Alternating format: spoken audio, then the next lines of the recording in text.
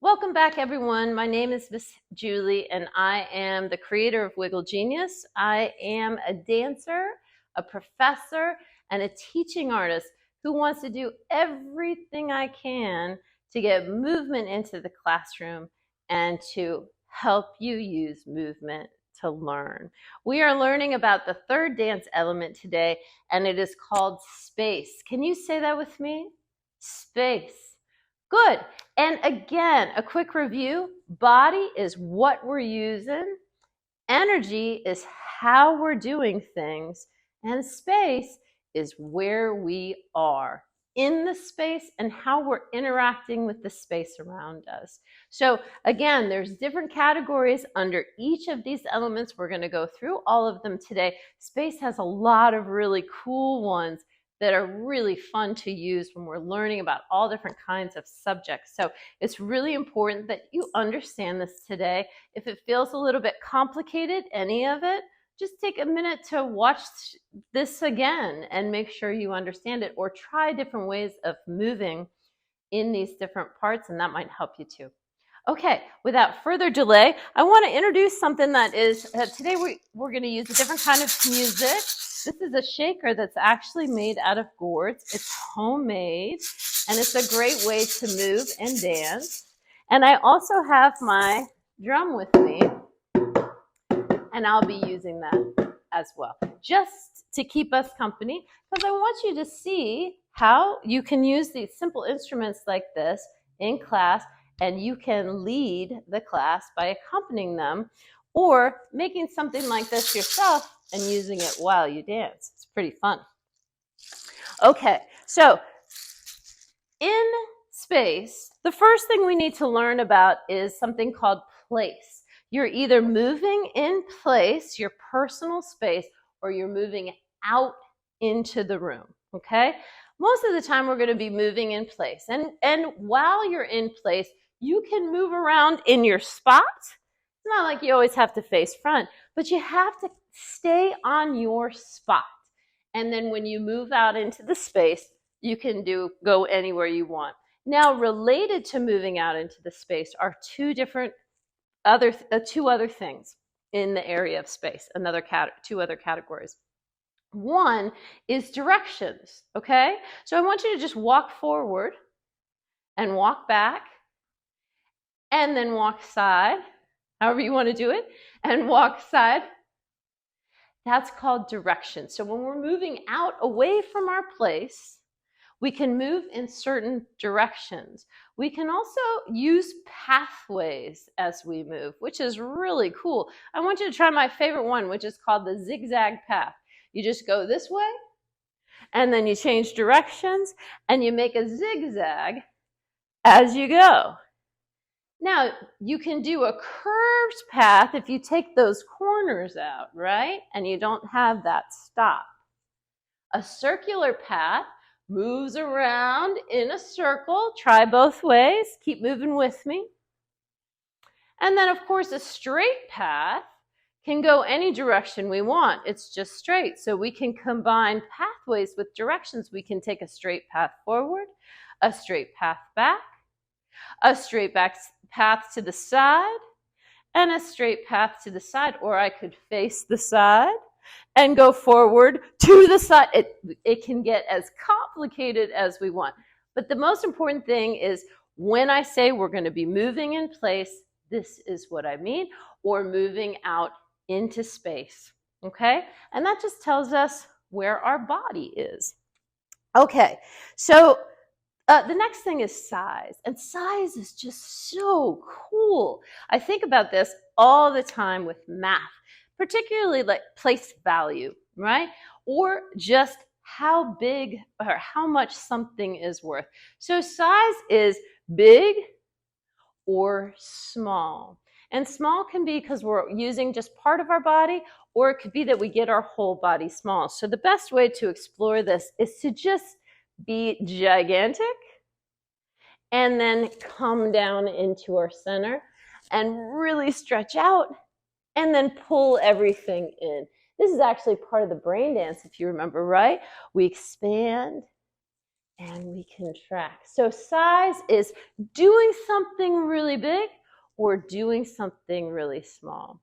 The other way that I love to show value is with levels. And levels are also really cool to do fractions as well, because up high can be the numerator and down low can be that's right, the denominator. Okay? So let's just do something fun up high, right? And then let's twist down low. So high, medium, and low. Make sense? So levels, high, medium, low. Size, big, medium, small, and in place versus moving out into space. Yes? So far, so good? Excellent.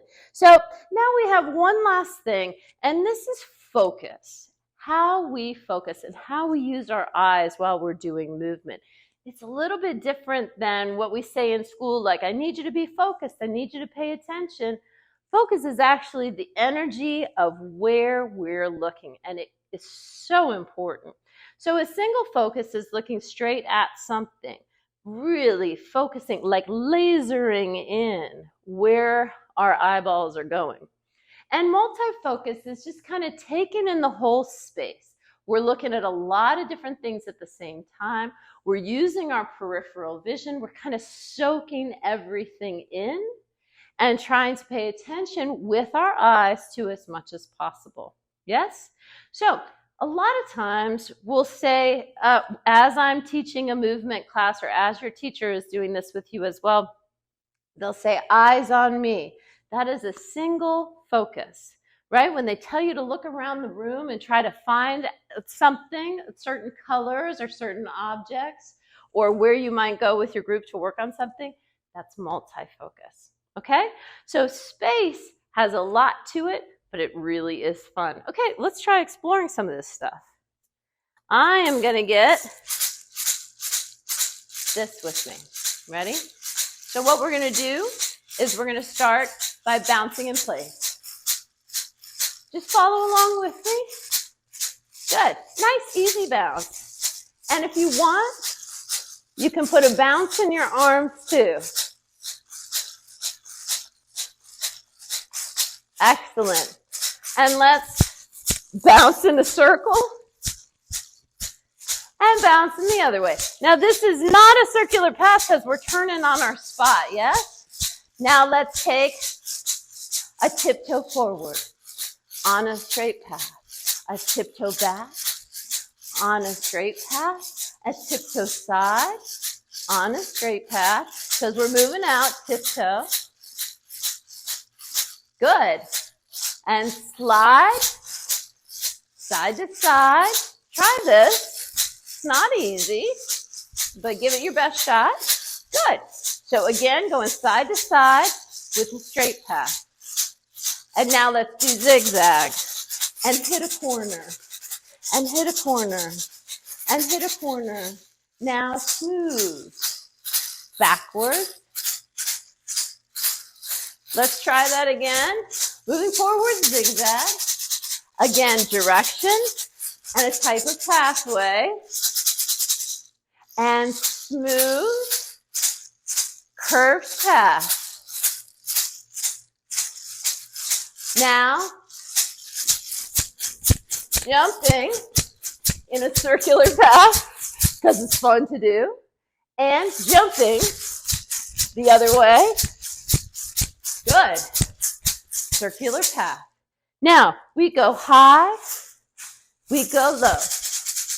We go high, we go low. We go high, we go low. We go high, we go low. Now I want you to make your own gigantic shape. Ready? 1, 2, ready, set, go, and freeze. I want you to be as big as you can. So we're combining body. We're doing body shapes with size. And now I'm going to give you 3, 2, 1. I want you to make the smallest shape you can. Don't go down on the floor. Stay standing, but get as little as you can. Here we go. 1, 2, ready, set, go, and freeze. Excellent. So I'm going to give you 3 counts. 2, 3, and at the end of those 3 counts, I want you to be big or small.